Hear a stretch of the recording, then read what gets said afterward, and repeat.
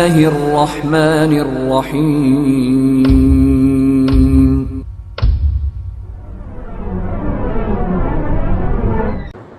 محترم حضرات، آج جس موضوع پر مجھے گفتگو کرنی ہے وہ ہے اے اللہ رمضان نصیب فرما۔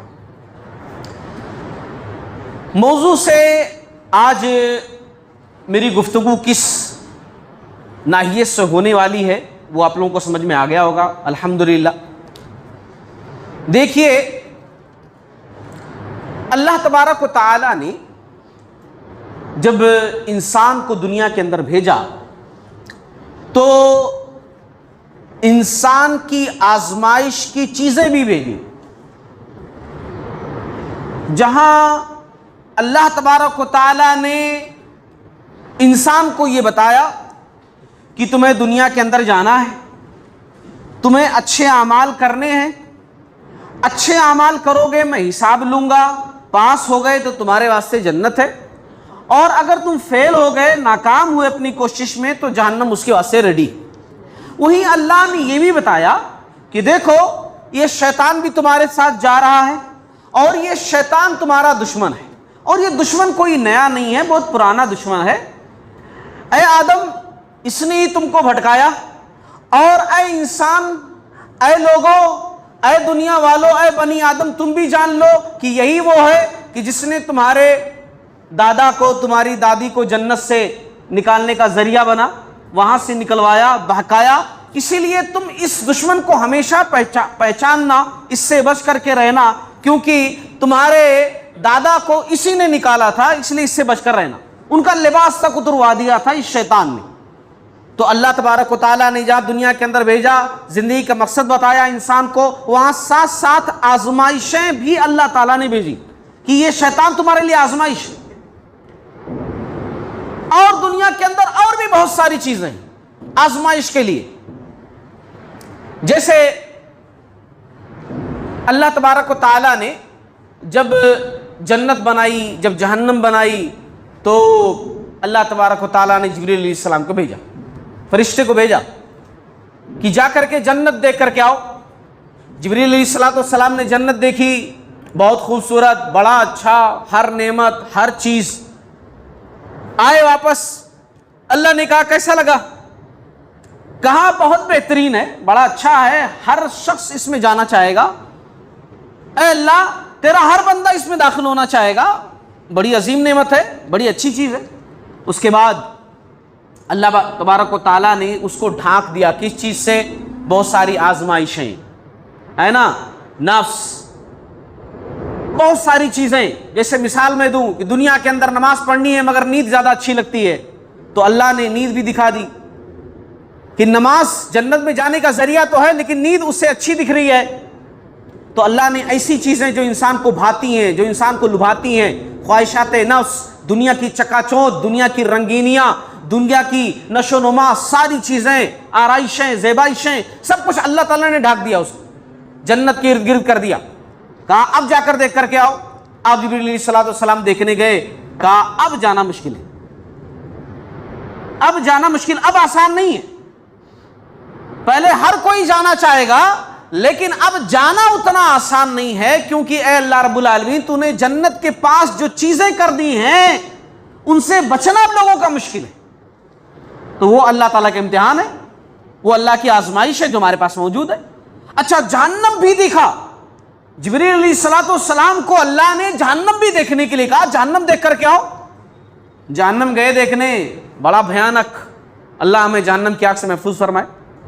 اس کا ایک حصہ دوسرے حصے کو کھا رہا ہے، اتنی گرمی، اتنی تپش، اتنا انگار۔ فرشتے نے کہا یا اللہ تعالیٰ، اس کے اندر کوئی نہیں جانا چاہے گا، ہر کوئی اس سے بچنا چاہے گا، ہر کوئی اس سے بچنا چاہے گا، اتنی بھیانک جگہ۔ اس کے بعد اللہ تبارک و تعالیٰ نے کیا کیا؟ جو چیزیں انسان کو اچھی لگتی ہیں اس کے قریب کر دیا۔ امتحان، آزمائش۔ انسان کو جو چیزیں دنیا کے اندر بھاتی ہیں، جو آسانیاں، حلال سے نہیں جا کر کے حرام سے شارٹ کٹ راستہ اپنانا، حلال نہیں کما کر کے حرام والے راستے کو اپنانا، محنت نہ کر کے चिटिंग बाजी करके कोई चीज अपनाना, ये तमाम चीजें जहन्नम के पास कर दी। जिब्रील अलैहिस्सलाम ने कहा अब तो अक्सर लोग इसमें जाएंगे, क्योंकि ये लोगों को अच्छी लगेंगी और लोग यही करेंगे, और जब ये करेंगे तो जहन्नम में जाएंगे। तो कहने का मतलब क्या है अज़ीज़ाने गिरामी, ये जो तमहीदी बातें मैंने जिक्र की हैं उनका मकसद और लुब-ए-लुबाब ये है कि अल्लाह तबारक व तआला ने दुनिया के अंदर हमें भेजा है, जहां हमें यह बतलाया है अल्लाह रब्बुल आलमीन ने हमारे नबी के जरिए से कि देखो दुनिया में कैसे रहना है, क्या अच्छा है क्या बुरा है, तमाम चीजें हमें बतला दी हैं। यहां तक कि हमारा जो सबसे बड़ा दुश्मन है इब्लीस, उसके बारे में भी डिटेल्स पूरी जानकारी दे दी है कि हमने इसको तुम्हारी आजमाइश के लिए भेजा है। तुम्हारे दादे को भी यह बहका चुका है और तुम्हें भी जरूर बहकाएगा, और कुरान में यह भी बता दिया है कि यह मुझसे चैलेंज करके गया है कि तुम्हें बहकाएगा, बनी आदम की औलाद को भटकाएगा, ये जरूर करेगा। ये आगे से पीछे से दाएं से बाएं से हर तरीके से तुम पर हमला करेगा। अल्लाह ने ये तमाम चीजें बतला दी हैं, तमाम चीजें हमें समझा दी हैं। दुनिया के अंदर और भी आजमाइशें डाल दी हैं, इम्तिहान डाल दिया है, लेकिन अल्लाह ने कुछ ऐसा खास मौका रखा है कि जिसमें ये सिस्टम जो दुनिया का अल्लाह ने बनाया है ना, कि इंसान और आजमाइश की चीजें और ये शैतान, ये तमाम चीजों से दूर कुछ खास चीजें हमारे लिए दी हैं ताकि हम बड़ी आसानी से जन्नत हासिल कर सकें, वो आजमाइशों से आसानी से बच भी सकें और जन्नत को हासिल कर सकें। हाँ, अल्लाह रब्बुल आलमीन ने जो अपना रूल्स है ना, वो किसी खास वक्त में लागू नहीं किया है। जरा इंसान को अल्लाह रब्बुल आलमीन ने मोहलत दी है, इंसान को आसानी दी है,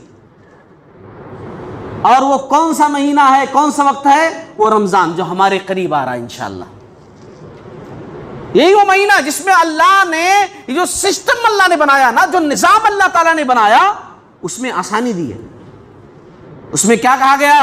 कहा गया कि रमजान का शुरू होते ही शैतानों को, शरकश शयातीन को जकड़ दिया जाता है।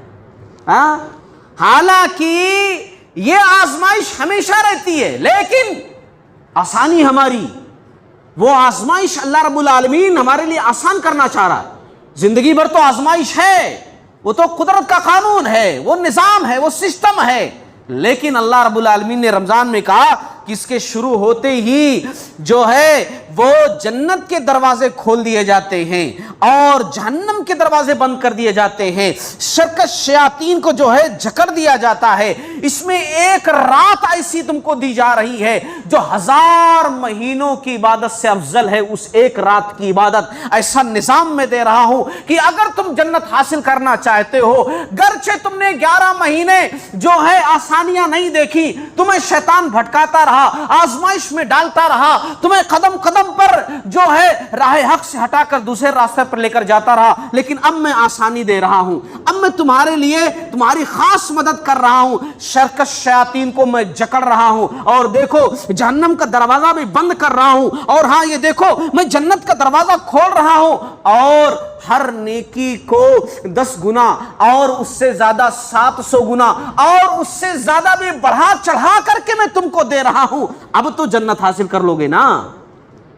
वो महीना मिलने वाला है, वो महीना इंशाअल्लाह नसीब होने वाला है, वो महीना इंशाअल्लाह मिलने वाला है। हां, कि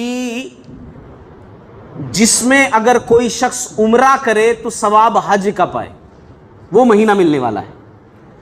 उम्रा करे तो सवाब हज का पाए, वो महीना कि जिसमें सबसे पहले मुसलमानों को बेहतरीन फतेह हासिल हुई, वो महीना कि जिसमें कुरान मजीद को नाजिल किया गया, वो महीना इंशाअल्लाह हम लोगों को मिलने वाला है। कि जिस महीने से अगर कोई शख्स फायदा उठा ले तो समझ लीजिए उसने जिंदगी भर का फायदा उठाया, अपनी जिंदगी के मकसद को समझा, और जिसने उस महीने को जाय किया, उसके फयूज़ व बरकात से इस्तेफादा नहीं किया, वो हकीकी मानों में नुकसान उठाने वाला, हकीकी मानों में खसारा उठाने वाला होगा। वो महीना मिलने वाला है जिस महीने से अगर कोई शख्स फायदा ना उठा सका, पाया वो महीना मगर अपने आप को बख्शवा ना सका, पाया वो مہینہ مگر اپنے رب کو راضی نہ کر سکا، پایا وہ مہینہ مگر اپنے رب کو راضی کر کے جنت کے لسٹ میں اپنا نام نہ لکھوا سکا، تو فرشتوں کے سردار نے بد دعا کی اور نبیوں کے سردار نے آمین کہا ہے۔ فرشتوں کے سردار نے بد دعا کی ہے اور نبیوں کے سردار نے آمین کہا ہے۔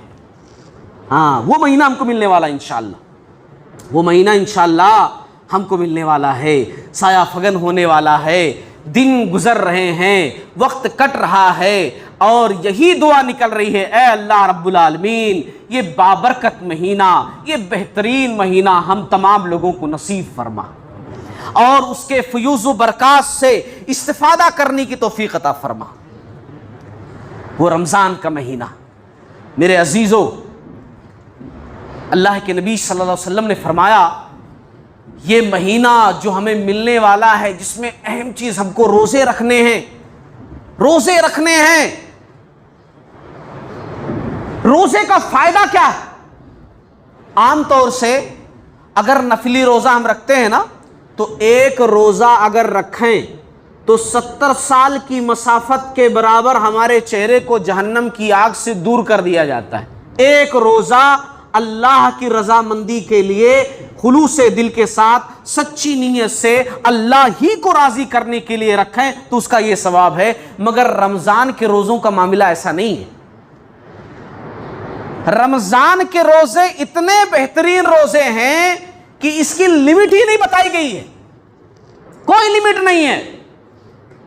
ہاں، پیارے نبی صلی اللہ علیہ وسلم کی حدیث ہے، آپ صلی اللہ علیہ وسلم نے فرمایا کہ دیکھو، حدیث قدسی ہے، اللہ تعالیٰ کا ارشاد ہے، اللہ کہتا ہے کہ بندہ روزہ میرے لیے رکھتا ہے۔ بندہ روزہ کس کے لیے رکھتا ہے؟ میرے لیے رکھتا ہے، تو ثواب بھی میں اس کو اپنے حساب سے دوں گا۔ میرے لیے روزہ رکھتا ہے، میرے لیے کھانا پینا چھوڑتا ہے، تو میں ثواب بھی اس کو اپنے حساب سے دوں گا۔ دنیا کے اندر لوگ اپنے حساب سے کسی کو دیتے ہیں، میں اتنا بڑا آدمی ہوں تو اتنا دوں گا، تم اتنا بڑے آدمی ہو تو اتنا دو۔ اللہ رب العالمین کتنا بڑا ہے، تو جب اللہ تعالیٰ دینے آئے گا اپنے حساب سے، وہ اللہ کہ جو دنیا کے اندر، جس کو دنیا کے اندر کتنے سارے لوگ نہیں مانتے ہیں، پھر بھی اللہ نے ان کو ایسی بلڈنگ دی ہے کہ لوگ دیکھنے کے لیے جاتے ہیں۔ وہ لوگ جو اللہ تعالیٰ کو نہیں مانتے، پھر بھی وہ رب العالمین اتنا ان کو دے رکھا ہے کہ وہ دنیا کا نظام کنٹرول کر رہے ہیں یہاں دنیاوی اعتبار سے، ورنہ نظام سنبھالنے والا تو اللہ، اتنا اللہ نے ان کو دے رکھا ہے۔ جو اللہ کو نہیں مانتے پھر بھی اللہ نے ان کو اتنا نواز رکھا ہے، تو سوچو جو اللہ کا ماننے والا ہو اور اللہ کو خوش کرنے کے لیے روزہ رکھے اور اللہ خوش ہو کر اپنے حساب سے اس کو نوازے تو کتنا نوازے گا۔ یہ روزے کا ثواب ہے۔ کسی چیز کی لمٹ اگر بتا دی جائے کہ یہ کرو گے تو اتنا ثواب ملے گا، تو وہ ایک لمٹ میں ہو گیا کہ اتنا ہی ملے گا، لیکن یہ ہے کہ انلمیٹڈ بہت زیادہ ملے گا، تو ظاہر سی بات ہے اس کا اجر و ثواب بھی بہت زیادہ ہو، ہاں بہت زیادہ ہوگا۔ اور ہاں، اشارہ کیا گیا حدیث کے اندر کہ روزے دار کے لیے 2 خوشیاں ہیں، ثواب نہیں بتایا گیا، اس کی خوشی بتائی گئی، اس کی فیلنگز بتائے گئے روزے دار کے۔ آپ صلی اللہ علیہ وسلم نے فرمایا 2 خوشیاں ہیں روزے دار کے لیے، 2 مواقع ایسے ہیں خوشی جھلک کر آتی ہے، خوشی دکھ کر آتی ہے اس کے چہرے پر روزے دار کے۔ ایک تو یہ اذا افطر فرحا، کہ جب وہ افطاری کرتا ہے، دن بھر وہ بھوکا رہا، دن بھر وہ پیاسا رہا۔ کتنے بد نصیب لوگ، کتنے بیکار قسم کے لوگ، کتنے خرافاتی لوگ، کتنے زیادہ اللہ رب العالمین سے نا امید لوگ روزہ چھوڑے ہوئے گٹکا کھا رہے ہیں، پان کھا رہے ہیں، چائے پی رہے ہیں اور دوسری چیزیں نوش فرما رہے ہیں۔ یہ بندہ اللہ کو راضی کرنے کے لیے محنت بھی کر رہا ہے، کاروبار بھی سنبھال رہا ہے، نماز کی پابندی کر رہا ہے، قرآن بھی پڑھ رہا ہے، روزہ رکھے ہوئے ہے، شام کو وہ افطاری کر رہا ہے، تو اس کو کتنی خوشی ہوگی۔ یہ پہلی خوشی، اذا افطر فرحا، وہ پہلی خوشی ہے کہ جب وہ افطاری کرے گا اور دوسری خوشی کیا ہے؟ صحیح بخاری صحیح مسلم کی حدیث، وَإِذَا لَقِيَ رَبَّهُ فَرِحَ بِصَوْمِهِ، جب اپنے رب سے ملاقات کرے گا اور جب اس کا اجر پائے گا تو بڑا خوش ہوگا۔ جب اپنے رب سے ملاقات کرے گا ان روزوں کے بدلے میں تو بڑا خوش ہوگا، کیونکہ جہاں قرآن، جہاں نیکیاں سفارش کریں گی وہاں اسپیشل روزہ بھی آئے گا اور کہے گا اللہ تعالیٰ چھوٹی موٹی غلطی ہو تو بندے کی معاف فرما دے، یہ روزہ رکھتا تھا، یہ روزہ رکھتا تھا دنیا کے اندر تجھ کو خوش کرنے کے لیے، اس لیے میری سفارش ہے، تو نے فرض کیا تھا لوگوں پر، میری سفارش ہے اس کو معاف فرما دے۔ روزہ بھی سفارش کرے گا۔ ہاں، روزہ جہنم کی آگ سے بچنے کے لیے ڈھال ہے، ڈھال۔ پیارے نبی صلی اللہ علیہ وسلم نے فرمایا الصیام جنۃ من النار کجنۃ احدکم من القتال، روزہ ڈھال ہے، ڈھال۔ سامنے والے کو وار کو روکنے کے لیے پہلے ڈھال استعمال کرتے تھے نا، تلوار سے مارے تو ڈھال پر روکو، تو روزہ جو ہے یہ ڈھال ہے جہنم کی آگ سے بچنے کا۔ ہاں، روزہ ڈھال ہے، اور ہماری زندگی کا مقصد ہی ہے نا جنت حاصل کرنا، جہنم کی آگ سے بچنا۔ اور اسی لیے میں نے اپنی بات کی شروعات کس سے کی ہے؟ سورہ آل عمران کی ایک آیت سے۔ اس آیت کے اندر اللہ نے یہی بات کہی ہے، ہماری زندگی کا جو اہم مقصد ہے، جو رزلٹ ہے، فَمَن زُحْزِحَ عَنِ النَّارِ وَأُدْخِلَ الْجَنَّةَ فَقَدْ فَازَ وَمَا الْحَيَاةُ الدُّنْيَا إِلَّا مَتَاعُ الْغُرُورِ، جس شخص کو آگ سے دور کر دیا جائے، جہنم سے جو بچا لیا گیا، آگ سے دور کر دیا گیا اور اسے جنت میں داخل کر دیا گیا تو پھر وہ یقیناً کامیاب ہو جائے گا۔ یہی تو مقصد ہے زندگی کا، کہ جہنم سے بچ گیا، جنت میں داخل کر دیا گیا، تو یہی تو اصل کامیابی ہے، زندگی کا یہی تو مقصد ہے۔ اور دنیا کی زندگی تو محض دھوکے کا سامان ہے، یہاں کی رنگینیاں بھی دھوکہ ہیں، یہاں کی کامیابی بھی دھوکہ ہے، اور یہاں کی ناکامی بھی دھوکہ ہے، یہاں کی جو چکا چوند نظر آتی وہ سب دھوکہ ہے۔ اصل زندگی تو اس کے بعد آنے والی ہے، وہ زندگی اگر کامیاب ہے تو زندگی کامیاب، وہ زندگی اگر ناکام ہے تو زندگی ناکام۔ یہ اصل، اور اسی لیے میں نے اپنے خطبے کی شروعات اس آیت سے کی ہے کہ زندگی کا رزلٹ یہی ہے، زندگی کا اصل مقصد جو ہے وہ یہی ہے جو ہم کو ملنے والا ہے۔ تو دیکھو رمضان کی آمد ہے، انشاءاللہ دعا کرو اللہ رب العالمین سے اللہ تعالیٰ رمضان نصیب فرمائے۔ کرنا کیا چاہیے ابھی سے ہمیں سب سے پہلے یہ کرنا چاہیے کہ ہمیں کثرت سے دعا کرنا چاہیے، توبہ، استغفار، اپنے دل کو نرم بنا لینا چاہیے، کیونکہ سخت دل کے ساتھ ہمیں رمضان کا استقبال نہیں کرنا چاہیے، سخت دل کے ساتھ، نرم دل کے ساتھ استقبال کرنا چاہیے۔ اگر کسی سے لڑائی جھگڑا ہو گیا تو مل جل لیں، معافی تلافی کر لیں، رمضان آنے والا ہے، رمضان ملنے والا ہے نا۔ دعا کریں اللہ رب العالمین سے کہ اے اللہ تعالیٰ صحت عطا فرما، بیماری سے محفوظ فرما، ورنہ ایسا بھی ہوتا ہے کہ ہم بہت ساری تیاریاں کیے رہتے ہیں، اللہ تعالیٰ بیماری دے دیتا ہے اور ہم کچھ نہیں کر پاتے۔ بہت کچھ سوچے ہوتے ہیں کہ ہم ایسا کریں گے، اب کی بار پوری تراویح پڑھیں گے، اب کی بار یہ کریں گے، اب کی بار قرآن پورا ختم کریں گے، تفسیر بھی پوری سنیں گے، بہترین طریقے سے رمضان گزاریں گے، لیکن اللہ رب العالمین کوئی آزمائش ڈال دیتا ہے اور سب کچھ پلان دھرا کا دھرا رہ جاتا ہے۔ اس لیے ابھی سے دعا کریں کہ اللہ تعالیٰ بیماری سے محفوظ فرما، صحت دے، تندرستی دے، اللہ رب العالمین مصروفیت دے، مشغولیت سے اللہ تعالیٰ محفوظ فرما، اور حادثات سے، پریشانیوں سے، اور جو نیکیوں کے راستے میں رکاوٹ آنے والی چیزیں، ان تمام چیزوں سے اللہ تعالیٰ ہماری حفاظت فرما، ہے نا۔ ابھی سے یہ دعا کرنی چاہیے۔ صحابہ کرام جو تھے، ہمارے اسلاف جو تھے، وہ 6 مہینہ پہلے سے دعا کرتے تھے، 6 مہینہ پہلے، ابھی تو ہم قریب آ گئے ہیں تب ایسا کہہ رہے ہیں نا، وہ 6 مہینہ پہلے سے دعا کرتے تھے، 6 مہینہ پہلے کہتے تھے اللہ تعالیٰ رمضان نصیب فرما، رمضان نصیب فرما، وہ مہینہ نصیب فرما جس میں جنت کے دروازے کھول دیے جاتے ہیں، بند نہیں کیے جاتے پورا مہینہ، جہنم کے دروازے بند کر دیے جاتے ہیں، شر کے شیاطین کو جکڑ دیا جاتا ہے، جو ہماری آزمائش کا ذریعہ ہے ان کو جکڑ دیا جاتا ہے۔ اللہ رب العالمین تو ہمیں وہ مہینہ نصیب فرما۔ اچھا، جب وہ مہینہ مل گیا، بڑی محنت کرتے تھے، خوب محنت کرتے تھے، اور گزر گیا مہینہ، تو اب پھر دعا کیا کرتے تھے 5 مہینہ 6 مہینہ، یہی دعا کرتے کہ اللہ رب العالمین جو کیا ہے اس کو قبول فرما، جو کیا ہے اس کو قبول فرما، کیونکہ اصل رزلٹ تو تبھی ملے گا جو کیا ہے وہ قبول ہو جائے. یہ اسلاف ہمارے دعا کرتے تھے, ہے نا. تو استقبال رمضان کے لیے جو ہے کثرت سے دعا کریں. اچھا دوسری چیز, خوشی سے استقبال کریں رمضان کا. میں ایسا کیوں کہہ رہا ہوں خوشی سے؟ کیونکہ کیا ہوتا ہے نا, ہمارے دل کے اندر کیسا ہوتا ہے کہ اتنی گرمی ہے, کیسا گزرے گا رمضان,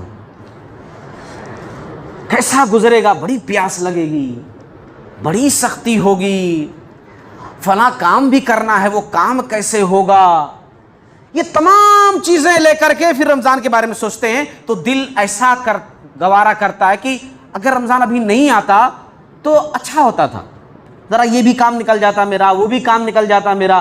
رمضان ذرا تھوڑا ٹھنڈے موسم میں آتا تو ذرا اچھا ہوتا. یہ تمام چیزیں ذہن میں آتی ہیں. اسی لیے میں کہہ رہا ہوں کہ خوشی سے استقبال کریں. یہ باتیں ذہن میں لائیں ہی نہیں. کتنے رمضان آتے ہیں ایسے موسم میں, اس سے سخت موسم بھی آتے ہیں اور چلے جاتے ہیں, ہے نا. رمضان آتا ہے چلا جاتا ہے. وہ شروع میں ہم بولتے رہتے ہیں کیسا ہوگا, ایسے کیسا ہوگا, ویسا کیسا ہوگا, وہ سب کچھ ہو جاتا ہے نا. جن کو فائدہ اٹھانا ہوتا ہے وہ اٹھا لیتے ہیں, جن کو محروم ہونا ہوتا ہے محروم ہو جاتے ہیں. جن کو فائدہ اٹھانا ہوتا ہے وہ اٹھا لیتے ہیں. تو خوشی سے استقبال کریں, توبہ کے ساتھ داخلہ کریں. اور ہاں ایک اور چیز, اگر پچھلے سال کا روزہ چھوٹا ہوا ہے کسی کا تو مکمل کر لیں.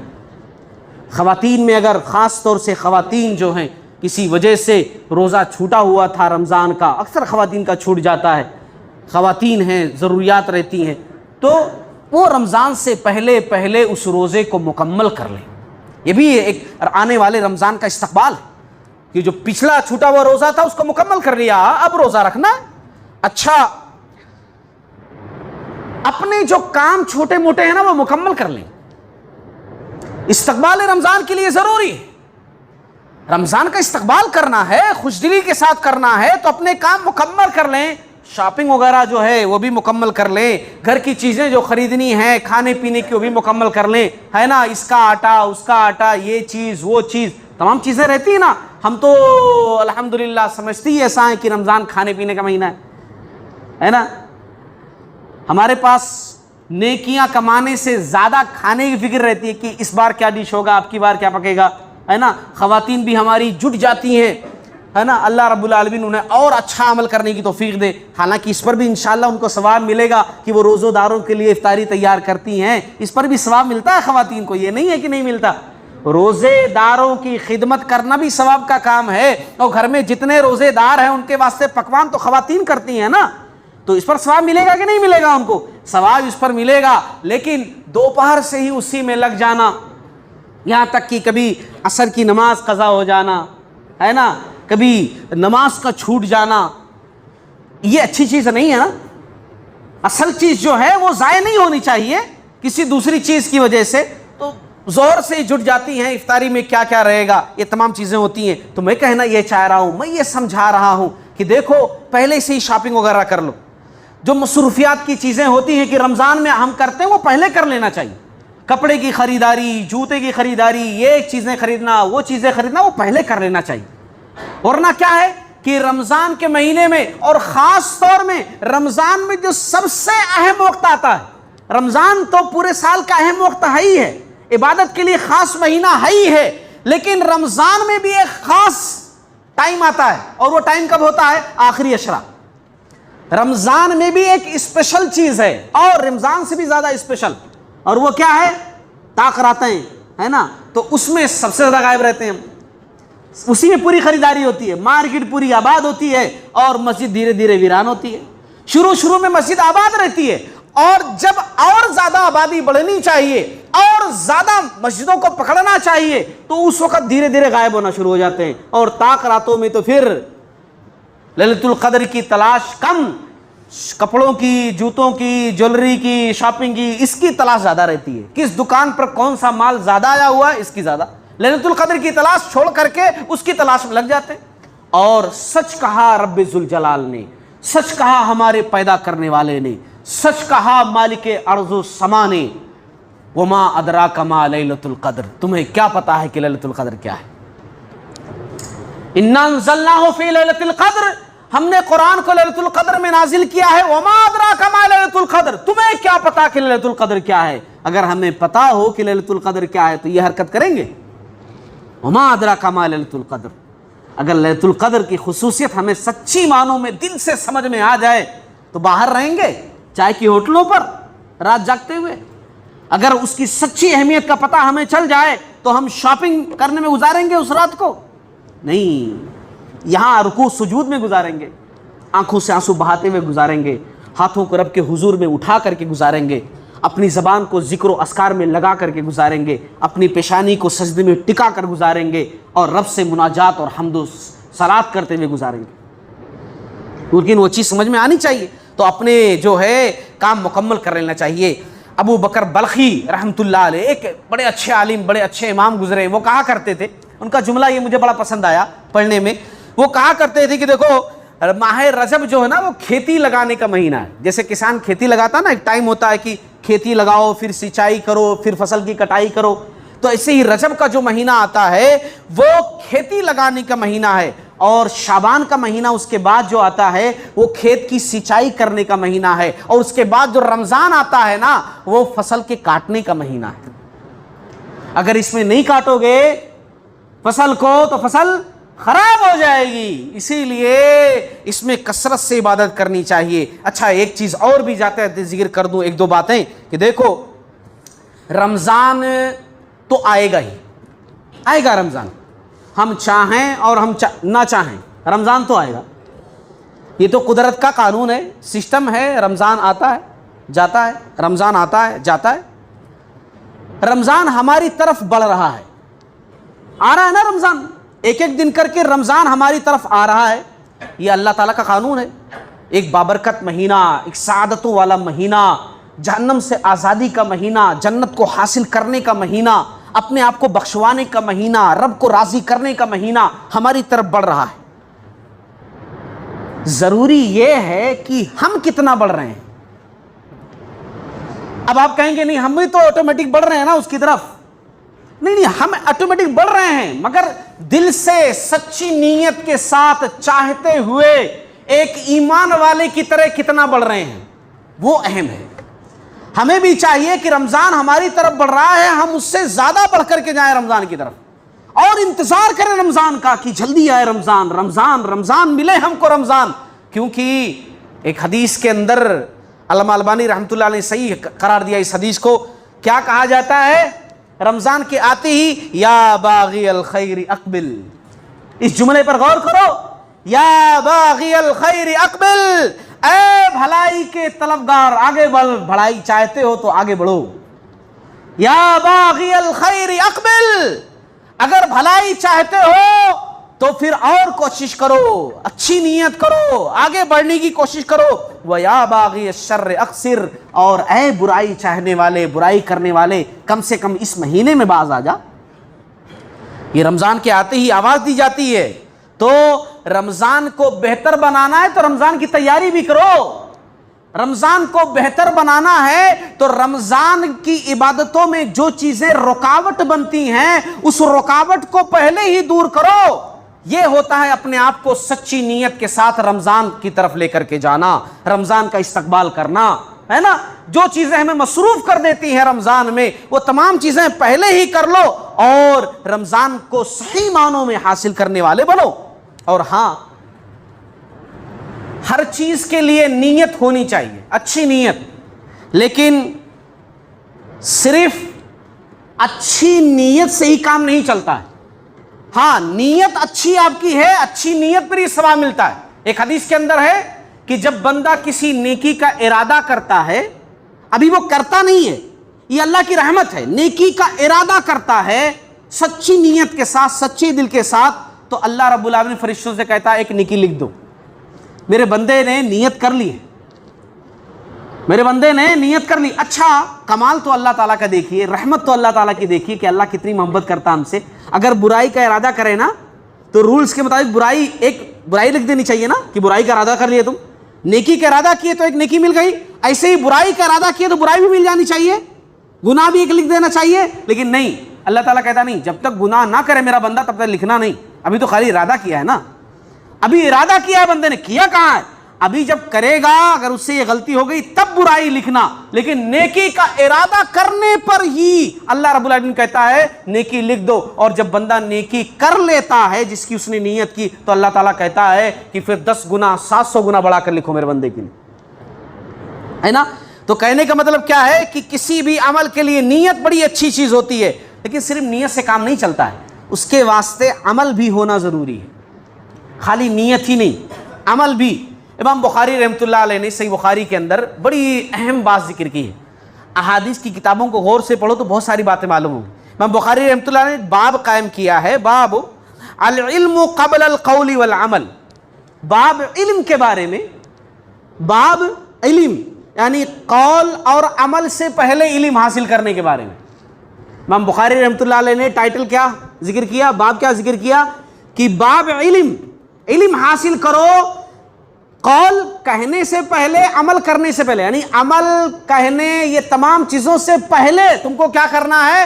علم حاصل کرنا ہے. علم ہے نا، یعنی ایسا نہیں کہ میں عمل کر لوں بعد میں دیکھوں گا، پہلے علم اس کے بعد عمل، کیونکہ علم رہے گا تبھی عمل پرفیکٹ رہے گا. تو پہلے علم حاصل کرو عمل سے پہلے، یہ انہوں نے جو ہے ذکر کیا صحیح بخاری کے اندر. تو اس سے میں کیا سمجھانا چاہتا ہوں کہ نیت ہماری ہے، الحمدللہ دعا بھی کر رہے ہیں اللہ تعالیٰ رمضان نصیب فرما، رمضان کے روزے رکھنے کی نصیب فرما، سب کچھ کر رہے ہیں، لیکن اس کے ساتھ ساتھ رمضان بہترین گزرے، سنت کے مطابق ہمارا ہر کام ہو، ہماری تلاوت سنت کے مطابق ہو، تراویح سنت کے مطابق ہو، ہے نا. اس کے واسطے علم کا ہونا بھی ضروری ہے.